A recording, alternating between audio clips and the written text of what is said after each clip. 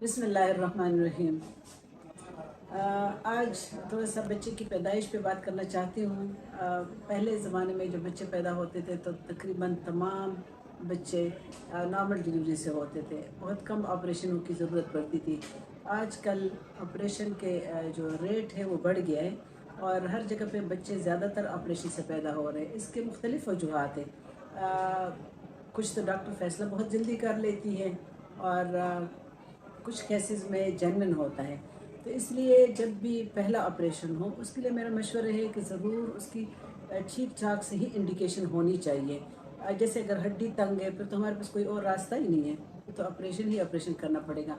या ये है कि बच्चे की पोजीशन ठीक नहीं है, ट्रांसवर्स लाए हैं, ऑब्लिक लाए हैं या ब्रीच प्रेजेंटेशन है, मुख्तलिफ फॉर्म में बच्चा पड़ा होता है। तो अगर वो नॉर्मल पोजीशन उसकी नहीं है तो फिर अगर डॉक्टर फैसला करती है कि इसका ऑपरेशन करना है तो फिर तो सही है। या बहुत ज़्यादा खून बह रहा है तो उस हाल में भी हम ऑपरेशन एडवाइस कर लेते हैं।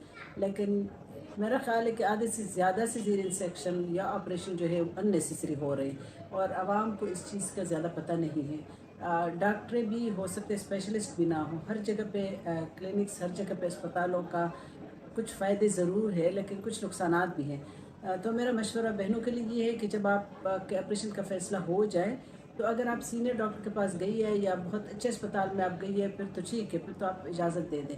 लेकिन अगर आपकी डॉक्टर जूनियर है तो आप उस पर सेकेंड ओपिनियन ज़रूर लें, क्योंकि एक दफ़ा ऑपरेशन हो जाए तो नेक्स्ट बच्चे में ऑपरेशन के चांसेस ज़्यादा हो जाते हैं।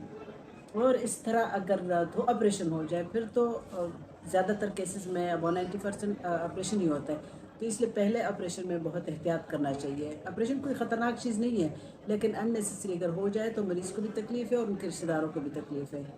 शुक्रिया।